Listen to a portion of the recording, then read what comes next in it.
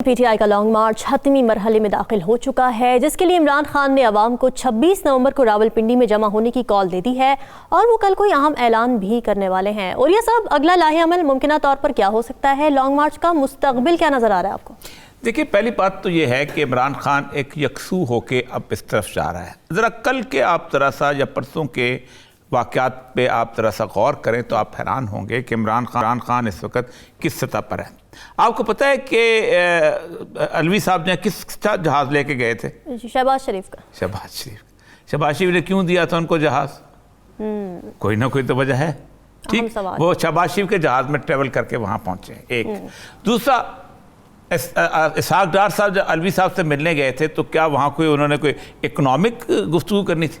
Prime president का तो कोई रोल ही नहीं है, ना माईशत में रोल है, ना सियासत में रोल है, ना किसी और साथियात, ना किसी चीज़ में भी रोल नहीं है, ना फॉरेन अफेयर्स में रोल है, ठीक। तो वो भी एक पैगाम लेके थे। तो एक बात तय है कि इमरान खान को मुकम्मल तसल्ली करने के बाद, तसल्ली देने के बाद उन्होंने इस आर्मी चीफ को लगाया है। अब उसकी वजह अलवी साहब का मसला ये था कि आने में ये नहीं था कि इमरान खान से उस दिन पूछा कि मैं समरी पे साइन करूँ या ना करूँ। ये पहले से कुछ अरसा पहले से इमरान खान साहब से बात हो चुकी हुई थी कि ये हो रहा है। और क्योंकि आप सोचें कि आसिम मुनीर साहब जो हैं उनके बारे में एक कंसेंसस डेवलप हुआ था कोर कमांडर्स कॉन्फ्रेंस में, अच्छा, कि इनको लाया जाएगा, क्योंकि अगर वैसे सीनियरिटी लिस्ट भेजी जाती तो आसिम मुनीर साहब जो थे वो रिटायर हो चुके थे 27 को, बाकायदा उनको रिटेनमेंट किया गया, ठीक, ताकि ये अब आप लहजे देखें।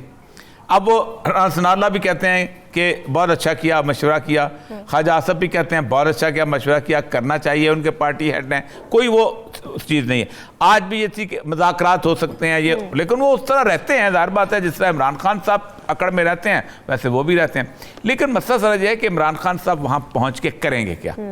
एक बात तो ये है कि इमरान खान साहब को इस बात का मुकम्मल अंदाज़ा है कि आज इलेक्शंस हों, कल इलेक्शन हों, 15 दिन इलेक्शन बाद हों, 10 महीने के बाद हों, इलेक्शंस जो हैं वो इमरान खान जीतेगा। और ये इमरान खान को नहीं, तमाम पार्टियों को अंदाज़ा है, वरना प्राइम मिनिस्टर खुद टीवी पे आता और कहता मैं अवाम के पास जा रहा हूँ, अवाम मेरे हैं, मैं अवाम का हूँ, मुझे मैंडेट दो, मैं चलता हूँ। लेकिन वो ये जुर्रत नहीं कर पा रहे। एक दूसरी बात यह है कि इमरान खान साहब को इस पहले ऑफर की गई थी, अच्छा, कि आप कम से कम एक लंबी सी इंटरिम गवर्नमेंट ले लें, अच्छा, जो कि 6 महीने के करीब हो।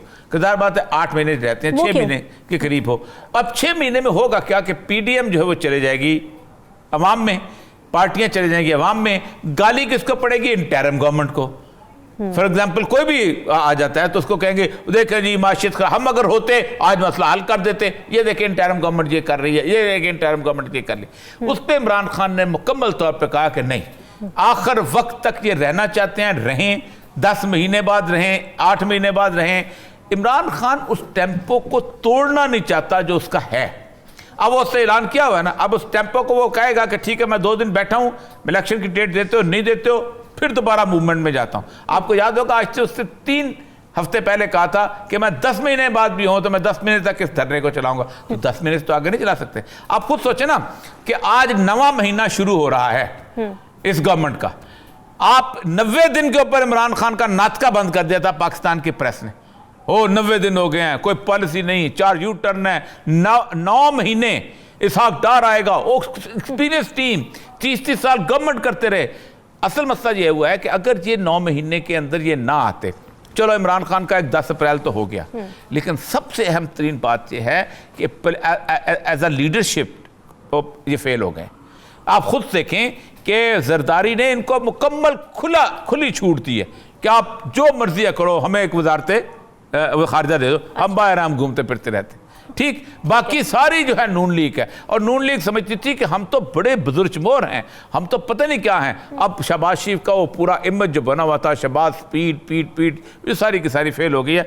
आज वो जैसे जरदारी हलाली साहब कह रहे थे कि बुनियाद देखें आज स्टेट बैंक ने रिफ्यूज़ कर दिया है कि हम ये जो पैसे हैं इतने अरब 7.1 अरब आपके रिजर्वायर रह चुके हुए, और उसमें अगर दिसंबर में आप 1.5 अरब देंगे तो फिर क्या रह जाएगा आपके पास। तो आप उन्होंने रिफ्यूज़ करते, हम ये पेमेंट्स नहीं कर सकते, आपने जहाज़ खड़े किए, मैं खड़े रखो, जो मर्जी करो। आज मैं बलूचिस्तान में बात कर रहा था, इस वक्त तकरीबन, मैं अभी इसमें भेजा भी है, शायद आपके ग्रुप में भेजा है, कि इस वक्त तकरीबन 2 अरब के करीब का पेट्रोल जो है वो ईरान से स्मगल होकर आ रहा है, क्योंकि और कोई रास्ता ही नहीं है आपके पास। और वो स्मगलिंग की, आप ईरान का बॉर्डर जो है 75% फेंस है, कैसे आ रहा है? जाहिर बात है अलाउ किया जा रहा है तो आ रहा है ना, क्यों? और कोई रास्ता नहीं आपके पास रह गया। तो जब आपकी इकोनॉमी स्मगलिंग पे बेस करना शुरू हो जाए तो इसका मतलब है कि आपकी इकोनॉमी क्रम्बल डाउन कर गई। आप तो तालिबान वाली सूरत हाल पे आ गए हैं ना फिर। ठीक है, हिलाली साहब, आपको क्या लगता है कल क्या करने जा रहे हैं इमरान खान रावलपिंडी? देखिए, जो भी इमरान खान कल कहेगा बड़ा इम्पोर्टेंट होगा, और हमें पता चलेगा कि फ्यूचर कोर्स नहीं है। मगर इन्होंने जो कहा है, औरिया साहब ने बिल्कुल सही कहा है। देखिए, मैं लिख के दे सकता हूँ, कोई भी लिख के दे सकता है, पत्थर पे लिख लें कि जब भी इलेक्शंस होंगे इमरान खान जीतेगा, ये सबको पता है, ये ऑपोजिशन को भी पता है। मगर इनकी आप देखें, इनका लस्ट फॉर पावर ये है कि ये एक एक दिन खींचेंगे, हालांकि इकोनॉमी तबाह हो रहा है। और तबाह क्यों हो रहा है? कि उस किस्म के फैसले जो एक स्ट्रांग गवर्नमेंट कर सकती है, जो इमरान खान को अगर एक स्ट्रांग मेजॉरिटी मिलके जब वो आएगा वो कर सकेगा, ये नहीं कर सकते। आपको पता है, ये तो इन्होंने कहा, बिल्कुल सही कहा है कि ये स्मगल हो रहा है। मैंने आपको कल और परसों दोनों दिन बताया था कि 40 मिलियन लोगों की डॉलर रिक्वायरमेंट, माने पूरा अफगानिस्तान जो 39 और 40 मिलियन लोगों का है, उसका डॉलर रिक्वायरमेंट पाकिस्तान से स्मगल होके आया है। इसलिए कि अमेरिकनों ने उनके पैसे रोके हुए, और कोई पागल है पैसे भेजेगा अफगानिस्तान को, क्या करने, वो पहुंचेगा ही नहीं। तो कहने की बात यह है कि जब वो स्मगल हो रहा था तो आप किधर थे भाई? 400 मिलियन 300 मिलियन डॉलर का एक फेंस लगाया है, वो फेंस किधर था? तो आप समझते हैं इस किस्म के हेमरेजिंग के साथ ये मुल्क चल सकता है? इकोनॉमी की जब ये हालत है, मैं आपको बताता हूं क्या होने वाला है। गैर जिम्मेदार फैसले करेंगे।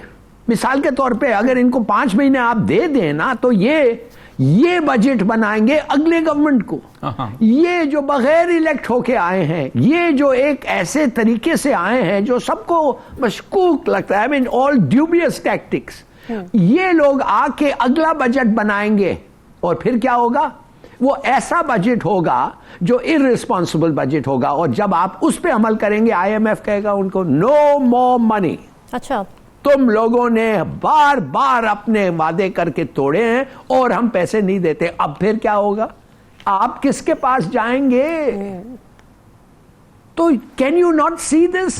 ये आप देख नहीं सकते ये किस किस्म के गैर जिम्मेदार लोग हैं। मैं इस वक्त वो स्टेटमेंट के बारे में जो एक पाकिस्तानी लंदन में इनका पार्टी का मेंबर जाके ब्रिटिश पुलिस को कहा जो दिया है, और उसके बाद 2 वकीलों के साथ, उनके मशवरे पे 2 वकीलों के साथ बैठ के पूरी दुनिया को सुनाया है कि ये ऑपोजिशन के लोगों का क्या ख्याल और सोच है। मुझे नहीं पता ये सच है कि नहीं, ब्रिटिश इन्वेस्टिगेट करना चाहिए। कंस्पिरेसीज इस तरीके के उधर इन्वेस्टिगेट होते हैं। मगर मैं आपको सिर्फ पूछना चाहता हूं कि ये हम लोगों की, जब आपका दुश्मनी, आपके प्राइवेट, आपके पर्सनल हेट्रेड डोमिनेट करते हैं आपके सोच और ख्याल और पॉलिसी को, आप इनके हाथ में एक पूरा मुल्क देना चाहते हैं, और कब तक?